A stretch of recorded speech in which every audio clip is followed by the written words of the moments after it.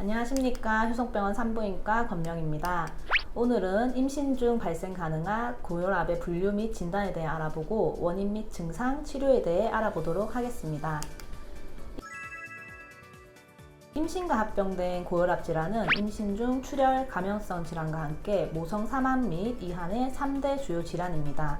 흔히 말하는 임신 중독증은 크게 말해 모든 임신 중 고혈압성 질환, 좁게 말해 전자간증으로 표현할 수 있습니다. 전자간증은 임신 주기 이후 발생하는 고혈압 질환으로서 유일하게 임신에 의하여 발병하고 임신의 종결과 함께 치유되는 내과적 합병증입니다. 전자간증은 모성의 사망 및 이환 그리고 주상기 사망 및 이한의 주요 원인 질환이지만 그에 대한 원인은 아직 완전히 밝혀져 있지 않으며 아직 어떠한 치료도 이 질환의 병태 생리에 변화를 줄 수 있는 방법이 없습니다. 임신 중 고혈압성 질환은 일반적으로 만성 고혈압, 임신성 고혈압, 전자간증 및 자간증, 가중합병 전자간증 이렇게 네 군으로 분류합니다. 일단 만성 고혈압은 임신 이전에 이미 수축기 혈압이 140 이상 혹은 이항기 혈압이 90 이상의 고혈압으로 진단된 경우 또는 임신 20주 이전에 고혈압이 진단된 경우 그리고 출산 후 3개월까지 혈압이 정상화되지 않는 경우도 모두 포함합니다. 임신 20주 이후 고혈압이 진단된 경우를 말하며 단백뇨는 없는 상태로 출산 후 3개월 이내 혈압이 정상화되는 군을 말합니다. 전자간증 및 자간증은 전자간증은 임신 20주 이후 처음으로 진단된 수축기 혈압 140 이상 또는 이항기 혈압 90 이상의 고혈압이 있으면서 의미 있는 단백뇨가 있거나 혈소판 감소증, 신기능의 악화, 간기능 저하, 두통 및 시야 장애, 경련 등의 증상 그리고 폐 부종 다음 중 한 가지 이상이 수반될 때 진단이 가능합니다. 자간증은 전자간증이 있던 산모에서 발작이 발생하는 경우를 말합니다.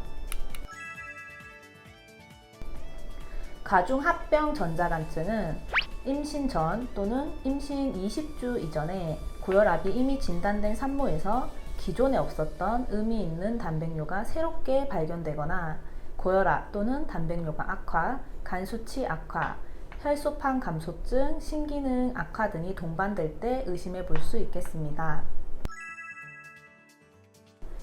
이 질환은 정확한 원인 및 기전이 아직까지 명확하게 밝혀져 있지 않습니다.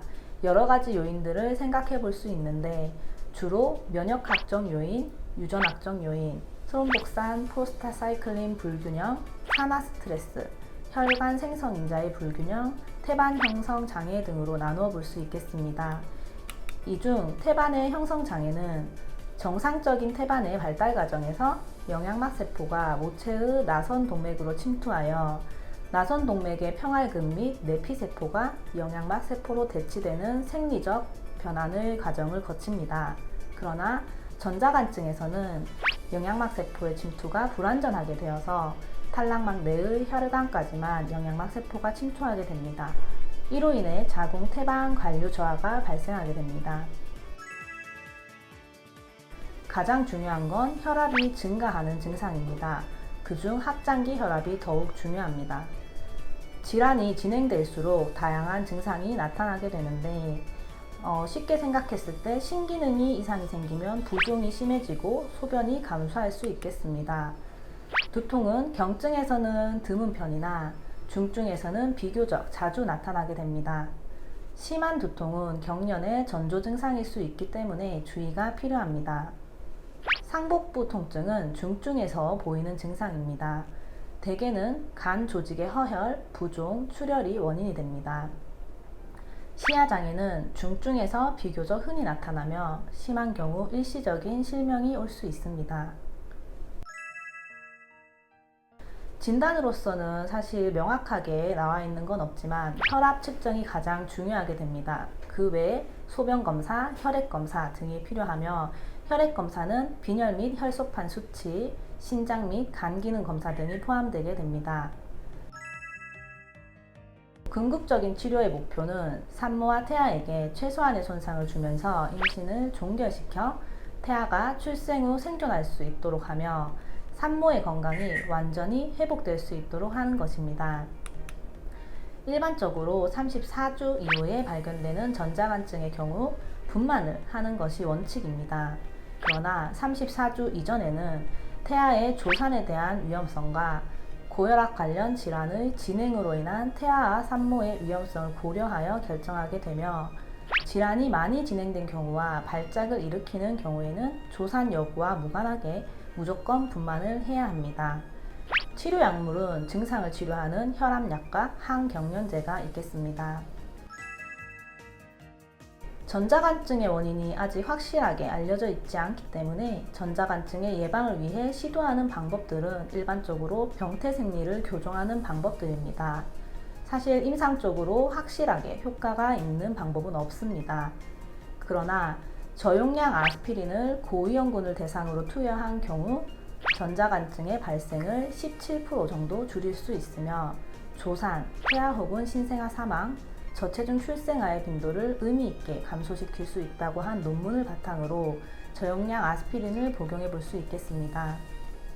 2018년 미국 산부인과 학회와 미국 모체태아 학회에서 임신 중 아스피린의 이용에 대한 권고사항을 제시하였는데요. 전자간증 고위험군의 경우 저용량 아스피린을 임신 12주에서 28주 사이에 복용하기 시작하고 분만 직전까지 복용하는 것을 권고하고 있습니다.